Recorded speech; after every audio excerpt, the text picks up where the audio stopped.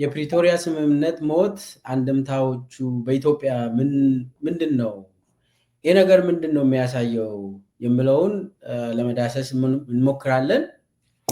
እንግዲህ ትንሽ ልጀምርና አብይ አሁን አውጇል። በአብይ በኩል ፕሪቶሪያ ስምምነት እንደሌለ 100% በሆነ መንገድ በተለያየ እርከን ላይ ያሉ የአብይ አመራሮች ጭምር ከመከላከያ እስከ አብይ አህመድ ሙሉ በሙሉ ፕሪቶሪያ የለም ገለናል ብሎ አውጇል። ይሄ ነገር በሀገር ደረጃ ምንድን ነው የሚያሳየው? ትርጉሙ ምንድን ነው? ከአብይ ምንድን ነው ይሄ አብይና ስምምነት ምንድን ነው? አብይ ስምምነትን እንዴት ነው የሚያየው የሚለውን ትንሽ ማየት ያስፈልጋል።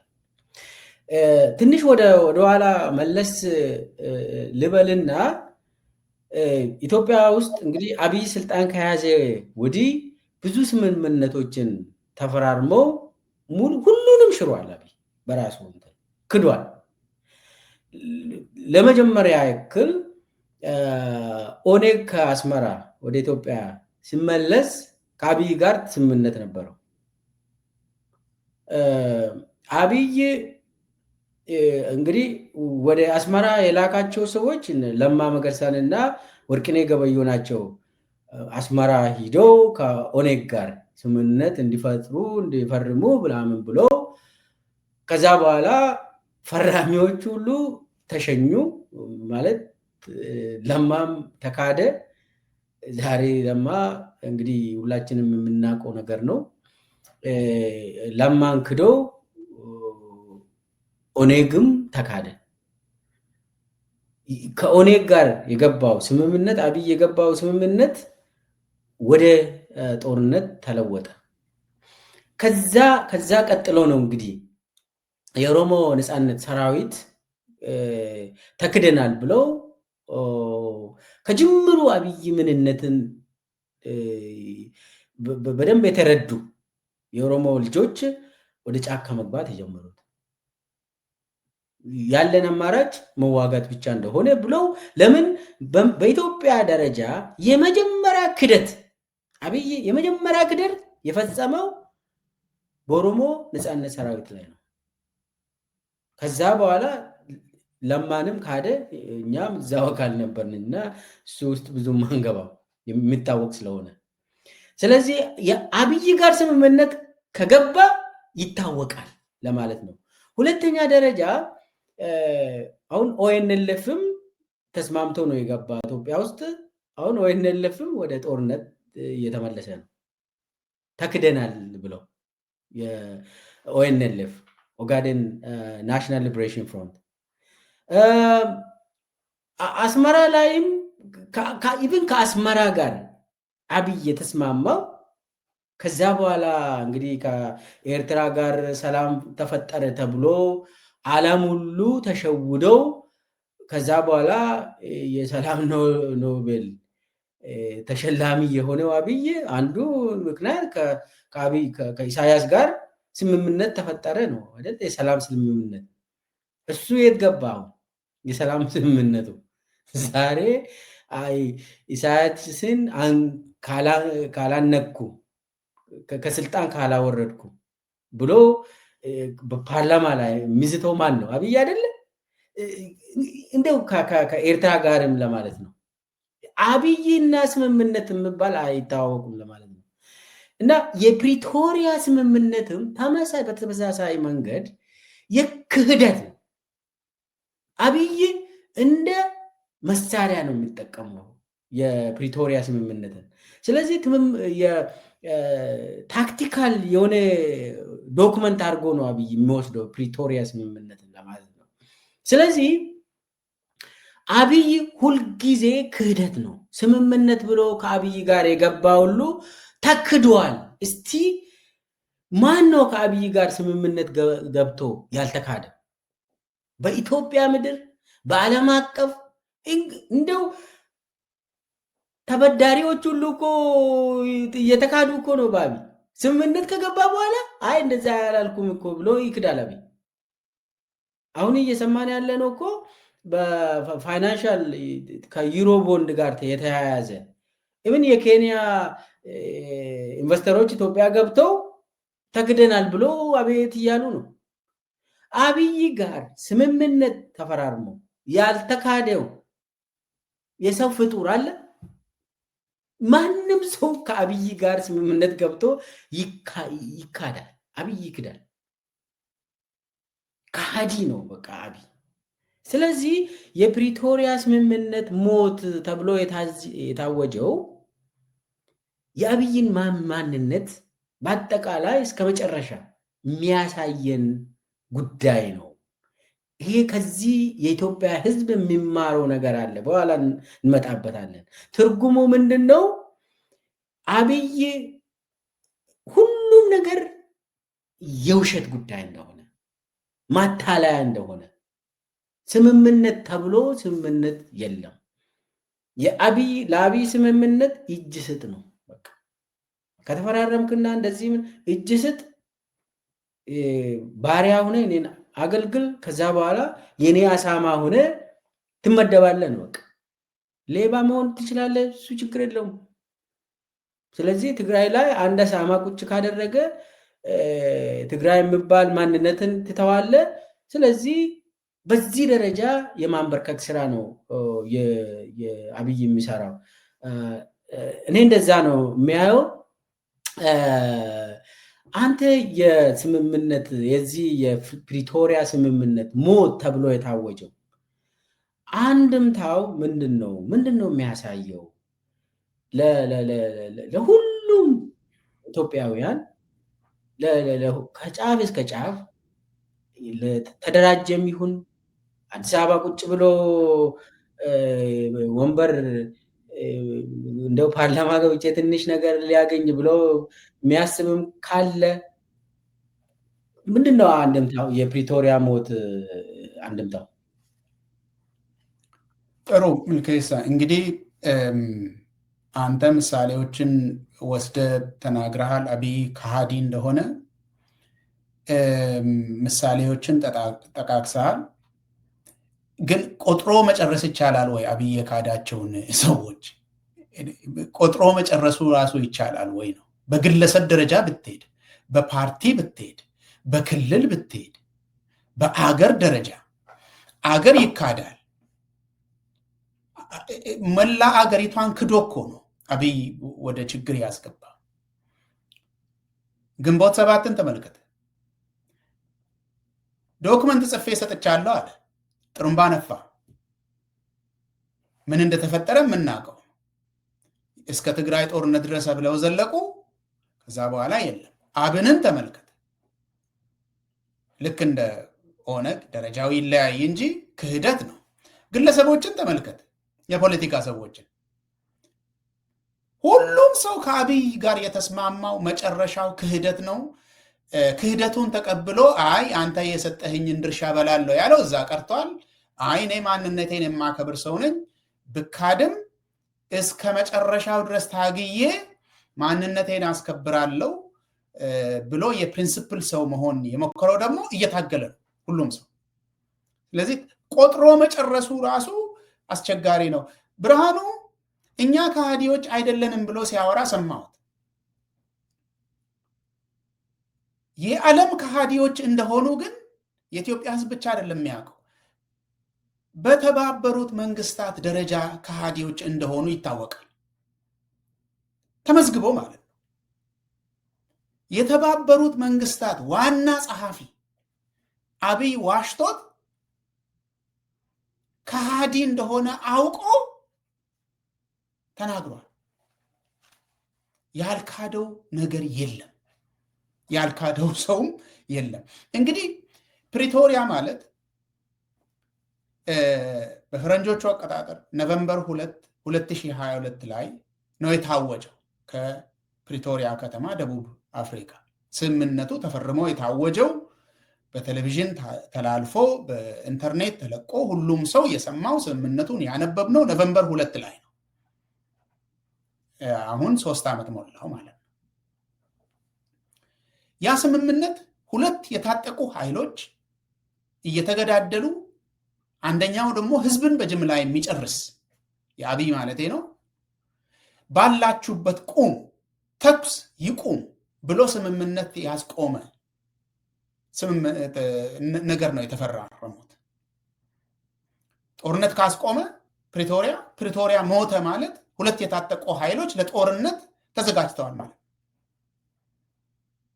ለጦርነት ተዘጋጅተዋል ማለት ሁለቱም እኩል ፍላጎት አለው ማለት አይደለም። አሁን በተደጋጋሚ በአደባባይ ሚዲያ ጋብዘው ቁጭ ብለው የጦርነት ድቤ እየመቱ ያሉት እነ ብርሃኑ ጁላና እነ አብይ አህመድ ናቸው።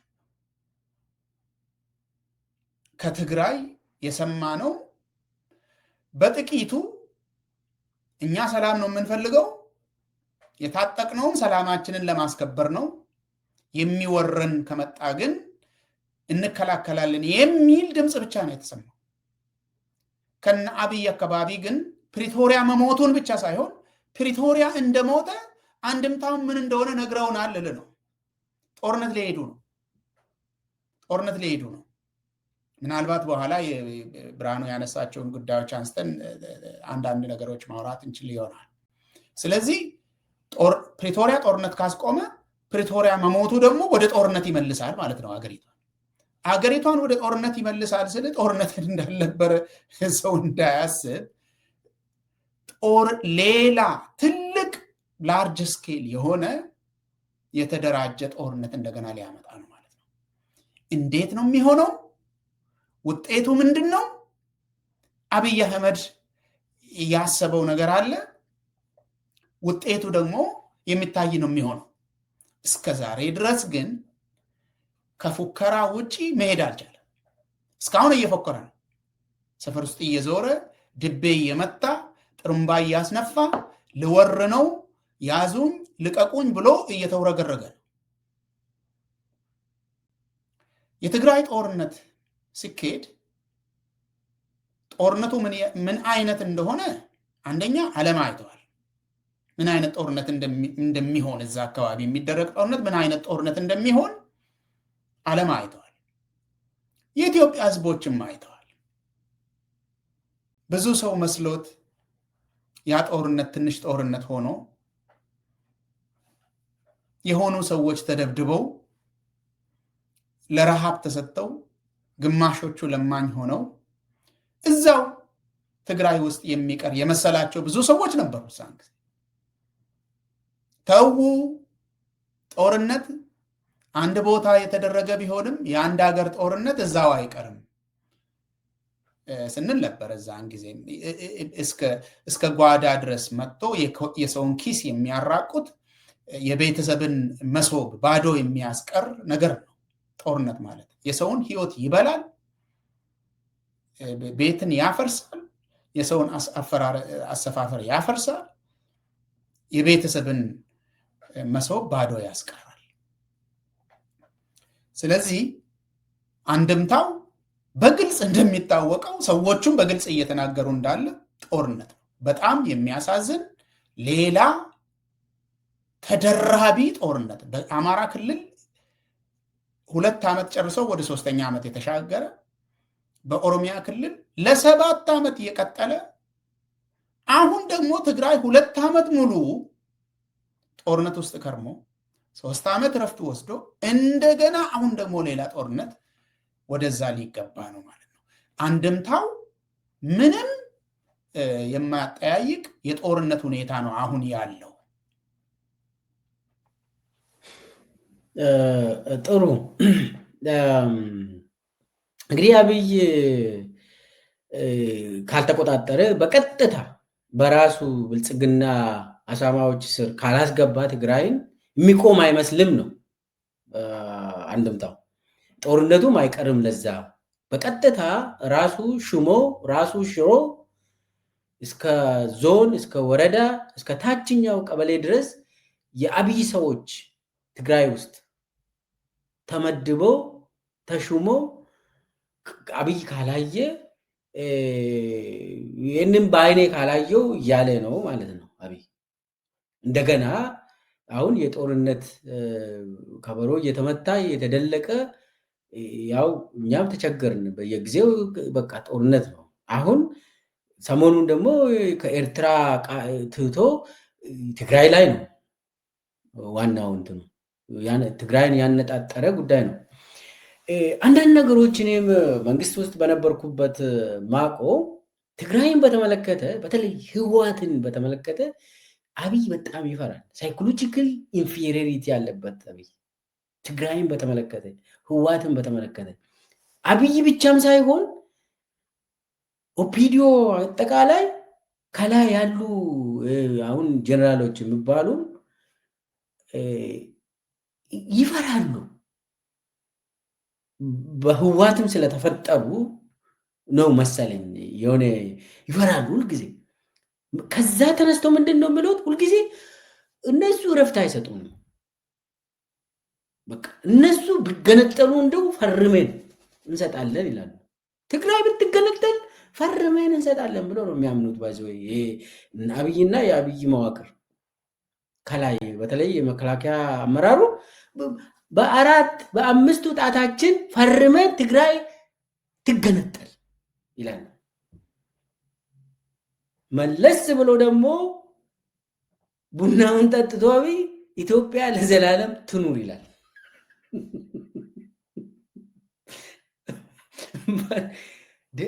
ትግራይ ደግሞ ትሂድልን ይላል። ሰው እኔ እዛ ውስጥ ስለነበርኩ እንዴት ትግራይን እንደሚፈሩ እንዴት ህወሓትን እንደሚፈሩ እኔ ማለት ህወሓት እኮ በቃ ኢህአዴግ ውስጥ የበላይነት ነበረው። በህዝብ ንቅናቄ በቃ ውሰዱ ብሎ ህወሓት ትቷል። አብይ ጦርነትን አሸንፎ አይደለም ቤተ መንግስት የገባ። ይህንን ማስታወስ አለብን።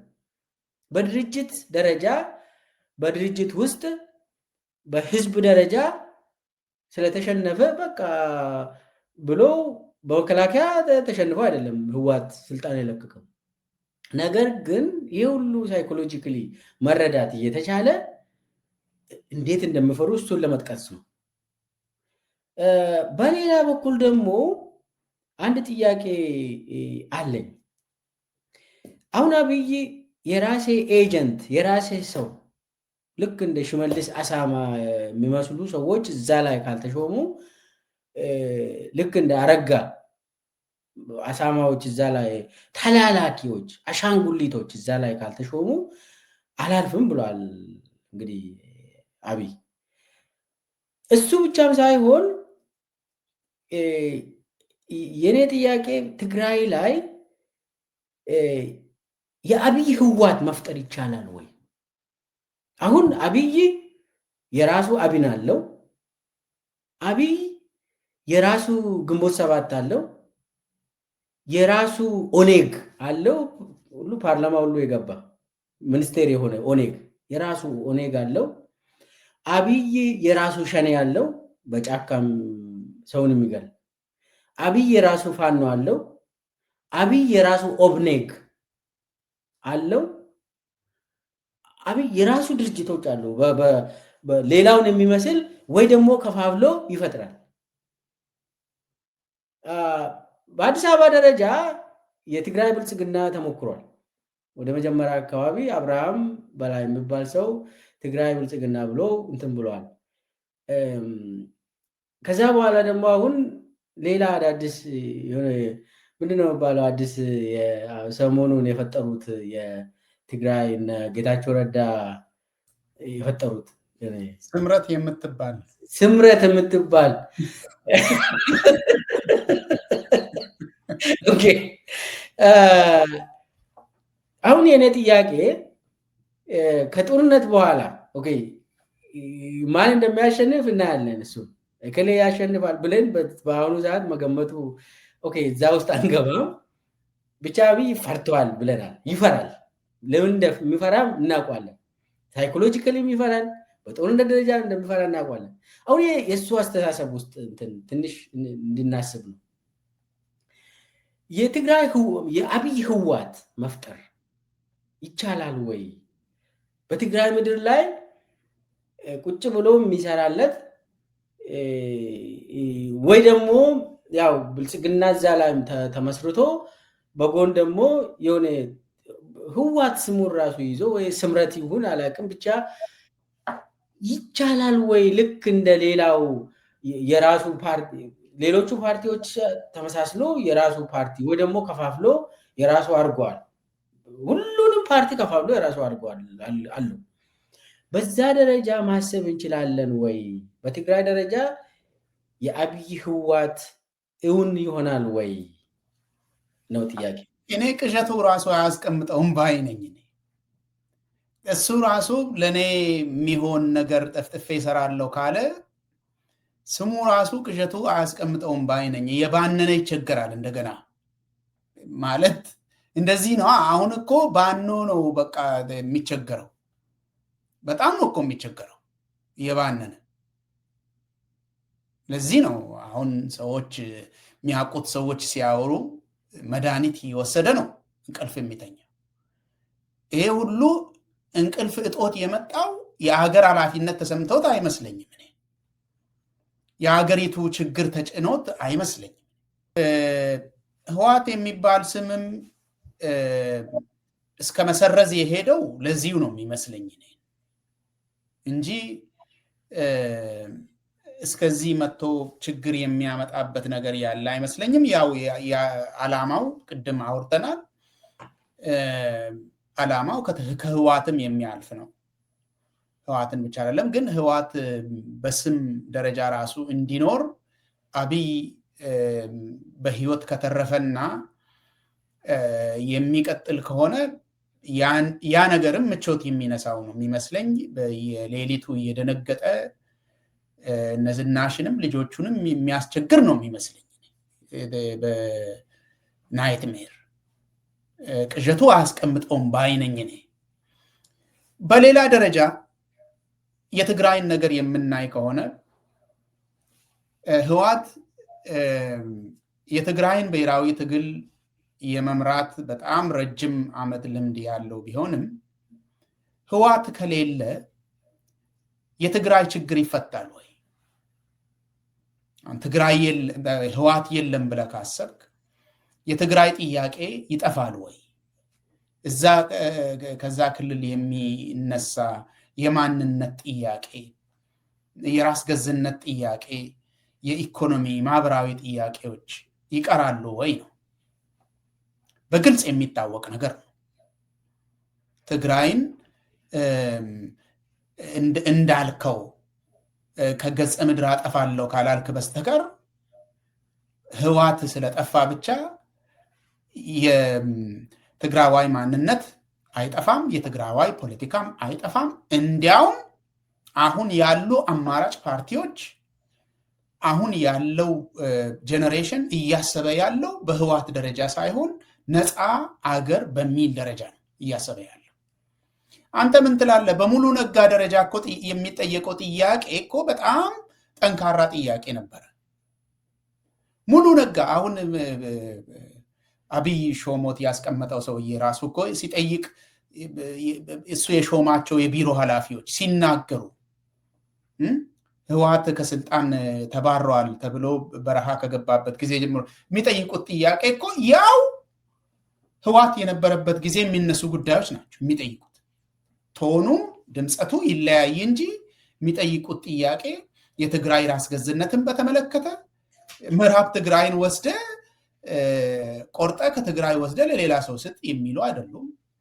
ትግራይ የራሱ አስተዳደር አይኑረው የሚሉ አይደሉም።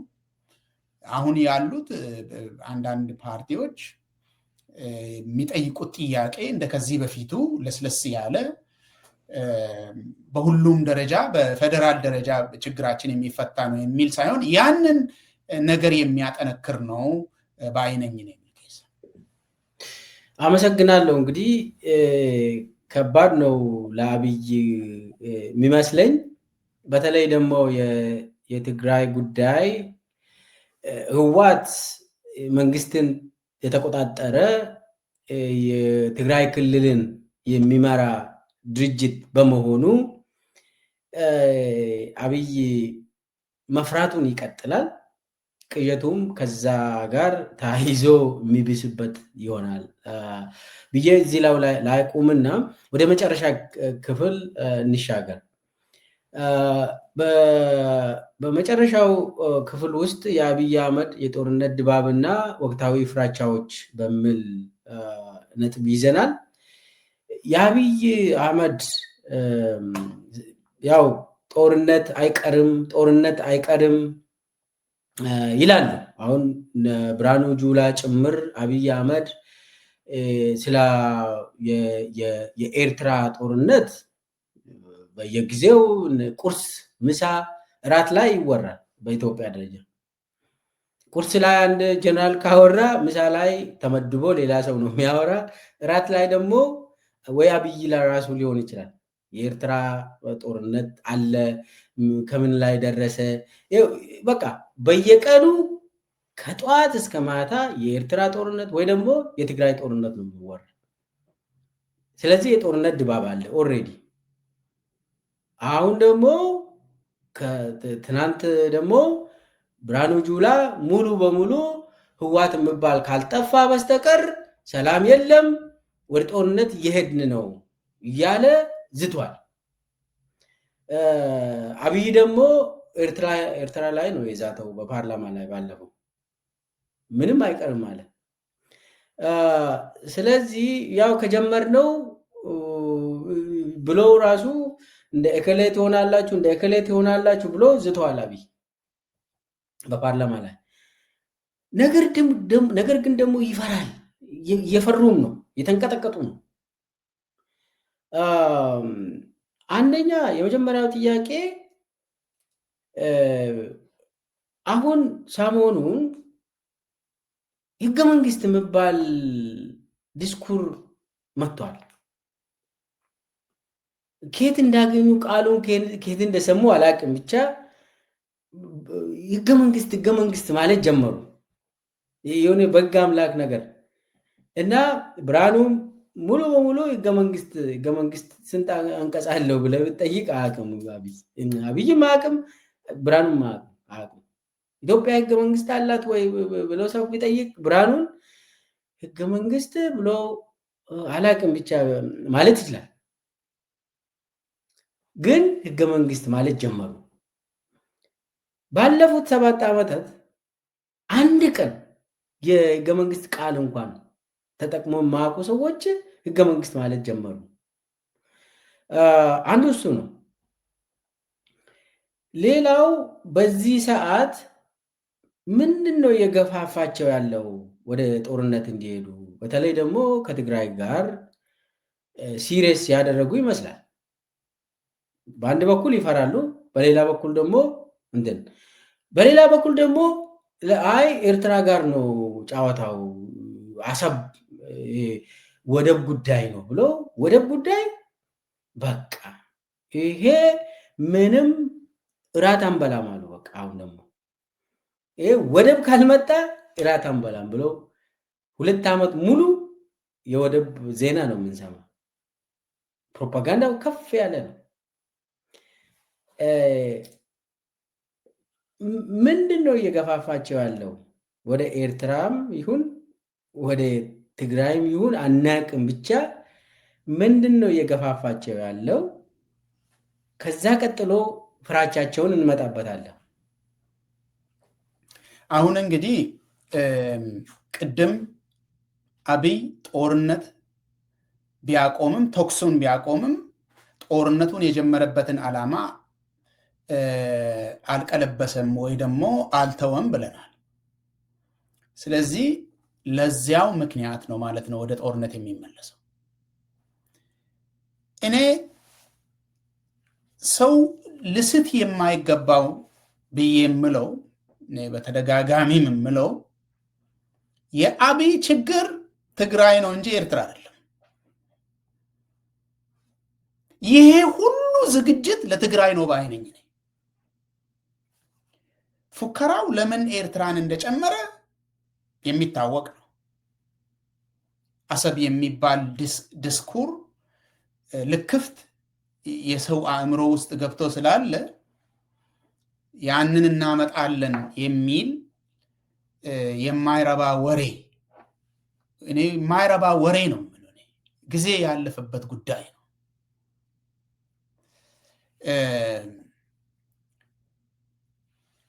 ኢትዮጵያ ትልቁን እድገት ያገኘችው ወደብ ሳይኖራት ነው፣ ተከራይታ ነው።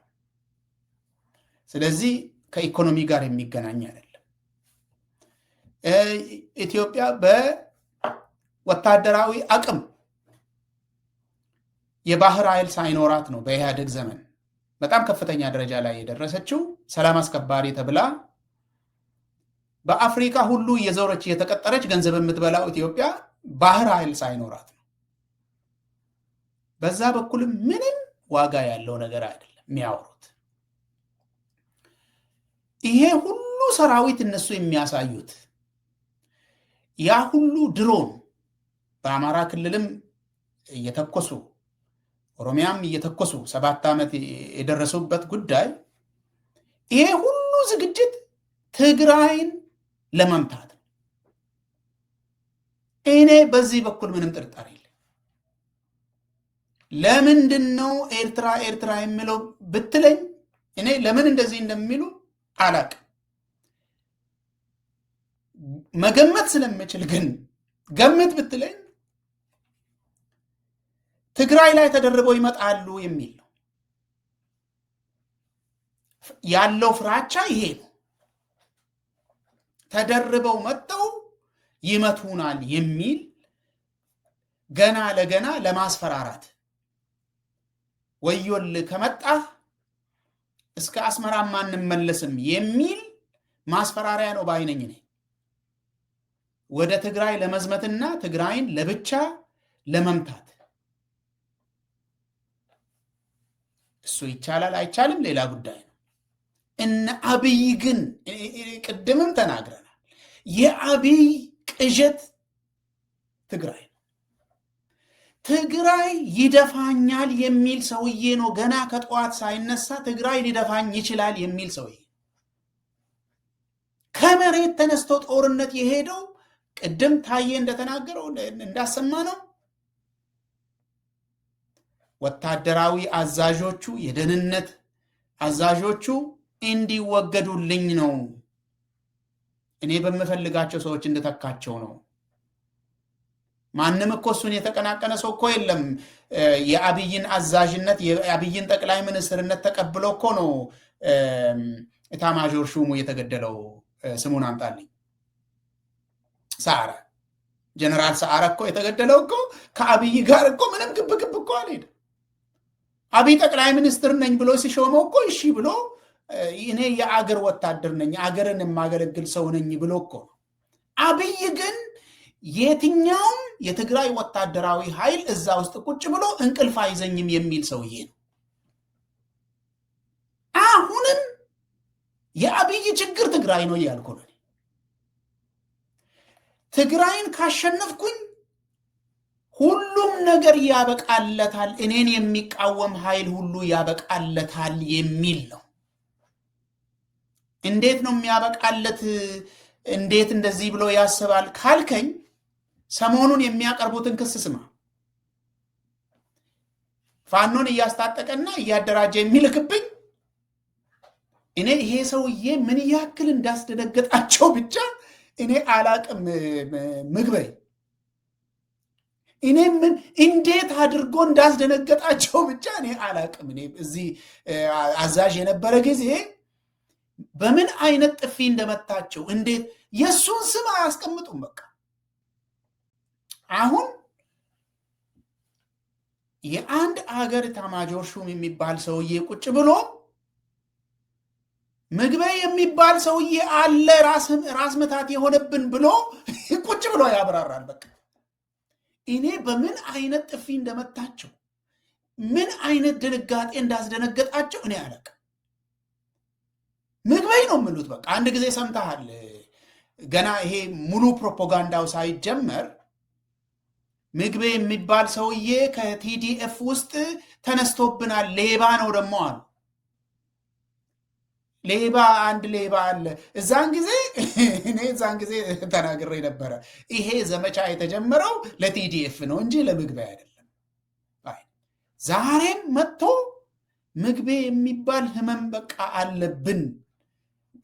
ይሄንን ለምንድን ነው ማነሳለ? እያመጡ ያሉት ክስ አሁንም 10 ነጥቦች አሁን እናነሳለን። ፋና ላይ የተዘረዘረ 10 ነጥብ አለ። ብርሃኑ ተናገረ ተብሎ የተዘረዘረ 10 ነጥብ፣ 10ሩም ነጥብ ስለ ህወሓት ነው። which means ስለ ትግራይ ነው። አብይ ትግራይን ካላሸነፍኩ የኔ መንግስት አይጸናም፣ አሁንም የኔ መንግስት አልጸናም ብሎ ያምናል አብይ። አንተም በተደጋጋሚ ትላለ ገና ነው መሪ የሚሆነው አብይ። መሪ ለመሆን ነው እየታገለ ያለ። ትክክል ነው። ገና እኮ ቤተ መንግስት እየሰራ ነው። ቤተ መንግስት እኮ አልገባም።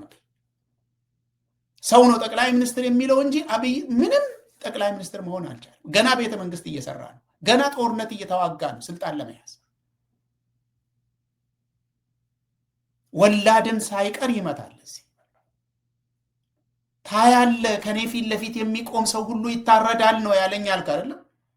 እያረደ 7 ዓመት ሙሉ እያረደ እዚህ የደረሰው ስልጣን ለመያዝ ነው አብይ።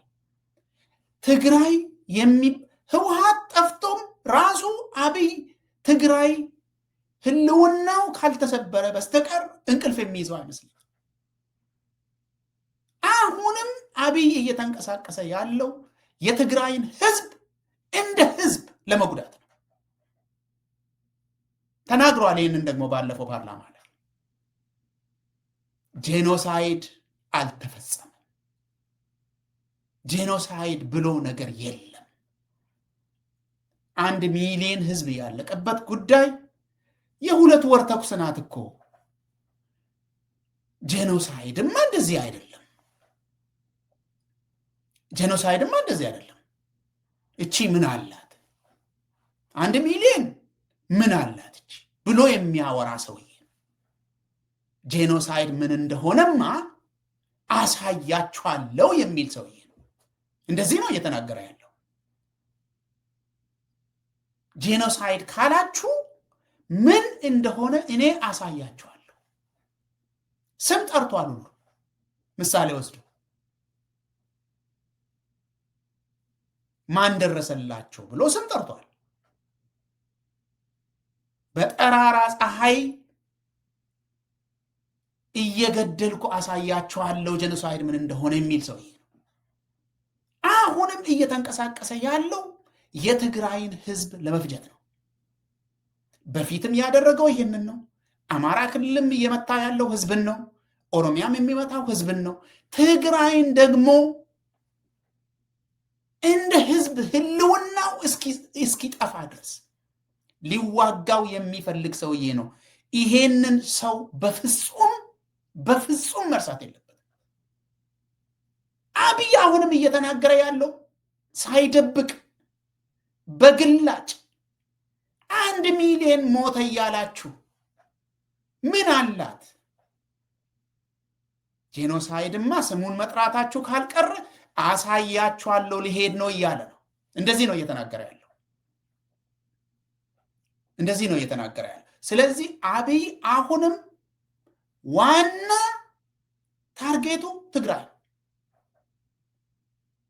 ኤርትራን ተደርበ እንዳትመጣብኝ የሚል ነው። እንደኔ ተደርበ እንዳትመጣብኝ። ተደራርበዋል፣ ተስማምተዋል፣ ጽምዶ ፈጥረዋል ብርሃኑ የሚለው ነገር እሱ ያለውን ልውሰድ እኔ ስለማላቅ ማስረጃም ስለሌለኝ። እነሱ ናቸው ክስ የሚያቀርቡት ሁሉ ጊዜ። ጽምዶ የሚባል ጥምረት ተፈጥሯል በትግራይና በኤርትራ መካከል የሚል ይሄ ህገ መንግስታዊ አይደለም አለ። አሁን አንተ ቅድም ህገ መንግስት አሉ አልክ አይደለም? ህገ መንግስታዊ አይደለም አለ። ተመልከት ብልቄሳ፣ እነሱ ጋብዘው የአገርን ድንበር ጥሰው የሌላን አገር ሰራዊት ጋብዘው ሲያመጡ ህገ መንግስታዊ ነበር። ሰውን በጠራራ ፀሐይ ሲያስረሽኑ፣ ሴቶችን ሲያስደፍሩ፣ አገርን ሲያዘርፉ ህገ መንግስታዊ ነበር እዛን ጊዜ። ስለዚህ በአገር ደረጃ በዓለም አቀፍም ደረጃ በመንግስትነት ዕውቅና ተሰጥቶ የምትንቀሳቀሰው አካል ሌላን አገር ጋብዘ መስመሩን ጥሰ ሌላን አገር ሰራዊት አምጥተ ካስወረርክ በኋላ ህዝብን ካስፈጀ በኋላ ሌላውን በኢህገ መንግስታዊነት ልትከስ ነው? አንዴ በሩ ተከፍቷል። በአገር ደረጃ የተቀመጠው አገዛዝ በመንግስትነት በዓለም ደረጃ እውቅና የተሰጠው ራሱን መንግስት ብሎ የሚጠራ ያንን ቀይ መስመር ከጣሰ በኋላ ማንም ሊያከብር አይችልም። ለምሳሌ ህወሓት የማክበር ግዴታ አለበት ብዬ አልልም እኔ። ተጥሷላ። ተጥሶ ሰራዊት አይደለም የተመጣው፣ ህዝብ ነው የተፈጀው።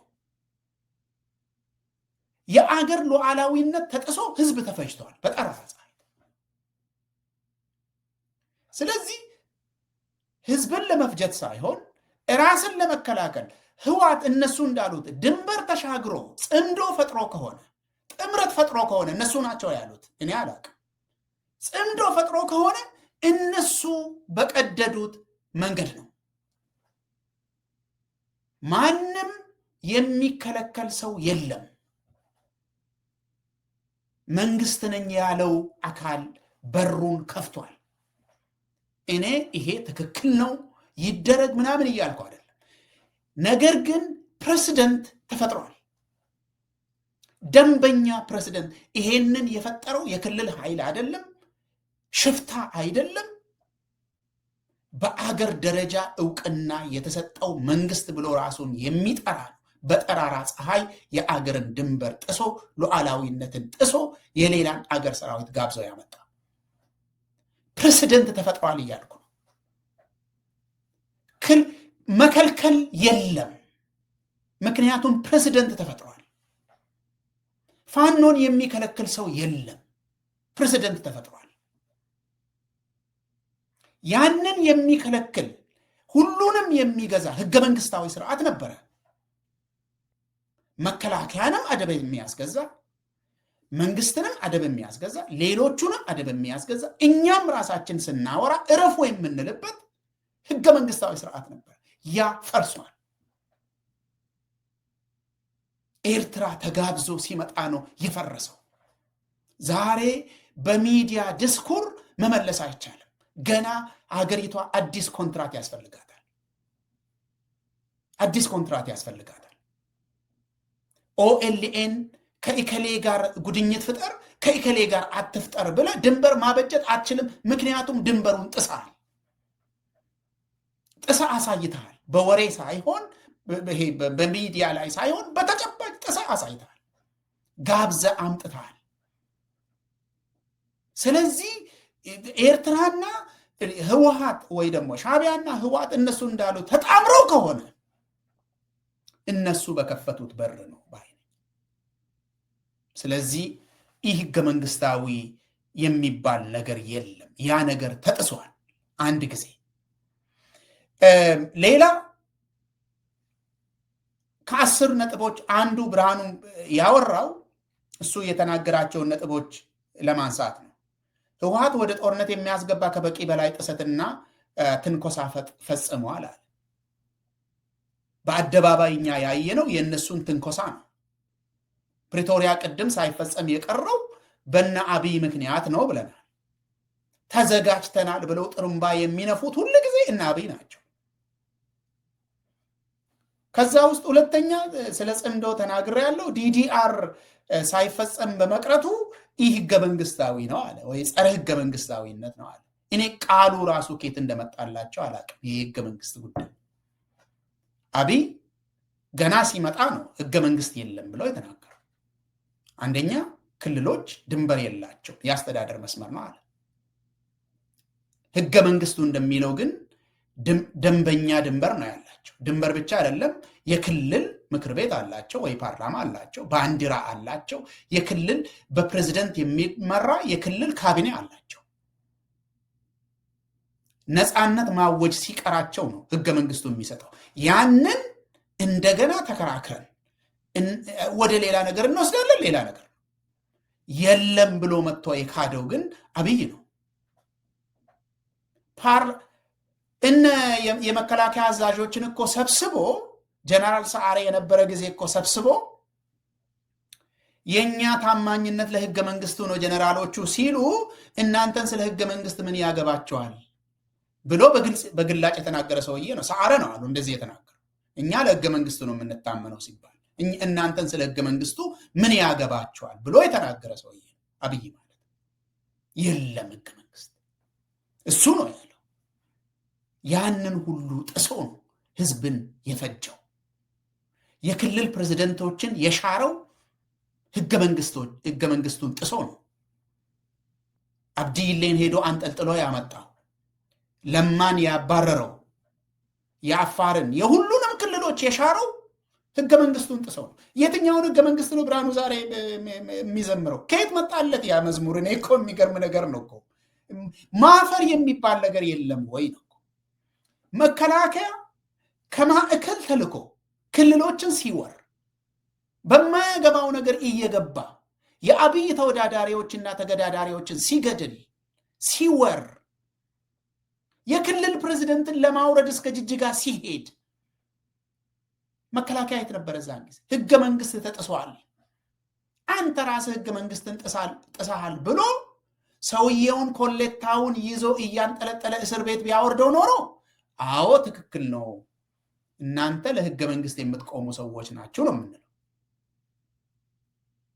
የሌላ አገር ሰራዊት ተጋብዞ በነሱ ፊት ህዝብ ሲፈጅ፣ የሰው ሬሳ ተትረፍርፎ በሱዳን በውሃ ላይ ሲንሳፈፍ ዓለም ሲመለከት፣ የአገር ውስጥ ሚዲያ የደበቁትን በሲኤንን በምናምን ስናይ፣ እዛን ጊዜ እኛ ቁጭ ብለን አገር ተደፍሯል፣ ህገ መንግስት ተጥሷል ቢል ኖሮ ብርሃኑ እዛን ጊዜ ሰውየው እውነቱን ነው ነው።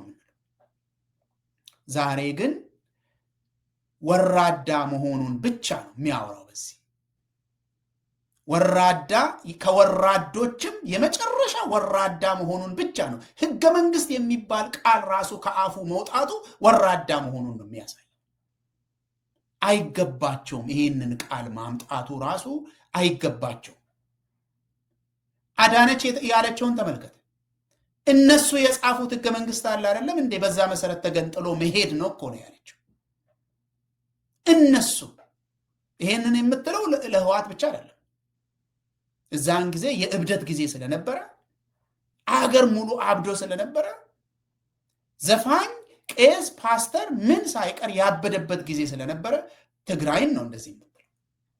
ያንን ህገ መንግስት ነው ወይስ ሌላ ጽፈው ነው በዚህ መሃል ህገ መንግስት የሚሉት? ስለዚህ ይሄን ሁሉ ነጥብ 10 ነጥቦችን ብርሃኑ የደረደረው ወደ ጦርነት እየሄድን ነው ብሎ እየተናገረ ነው። ግን እየከሰሰ ያለው ማንን ነው? ህዋትን ነው እየከሰሰ ያለው። ወደ ጦርነት እየሄድን ነው ብሎ ተናግረዋል። ይሄው 10 ነጥቦቹን ፋና ላይ ሄዶ ሰመሪውን ሰው መመልከት ይችላል። በአፍ የተናገረውንም ሰው መስማት ይችላል። ትዕግስት ይጠይቃል እሱን መስማት። ትዕግስት ካለው ሁሉም ሰው እሱ የተናገረውን መስማት ይችላል። ነገር ግን ክስ እያቀረቡ ያሉት ምንድን ነው? ጦርነት ህዋት ስለቆሰቆሰን ነው ይሄድ ነው። ምንድን ነው የተባለው? 2020 ላይ ጦርነት ሲጀመር ሰራዊት በተኛበት ስለተወጋ ስለታረደ ነው። ለምን ይተኛል አለ ታዬ። ለምንድን ነው የሚተኛ አለ። እና ያ ነገር ተጋልጦ ውሸት ሆኖ ታይቷል። አብይ ራሱ መጥቶ ብልጽግና ስላልገቡልኝ ነው የወጋቸው። ታዬ ደግሞ ይኸው የመከላከያ ሰራዊት ውስጥ አዛዦች እንዳይሆኑ የራሳችንን ሰው እንድንተካ ነው ጦርነቱ የተጀመረው። ስለዚህ አሁን ደግሞ ያመጡት ክስ ህወሓት ለጦርነት ተዘጋጅተዋል፣ ወታደሮችን እያሰለጠነ ነው፣ ፕሪቶሪያን ጥሷል፣ ጥሰት ፈጽመዋል፣ ህገ መንግስታዊ ግንኙነትን አድርጓል። ይሄን ሁሉ ያደረጉት እነሱ ናቸው እያሉ ያሉት ግን ጦርነት እየሄድን ነው ባጭ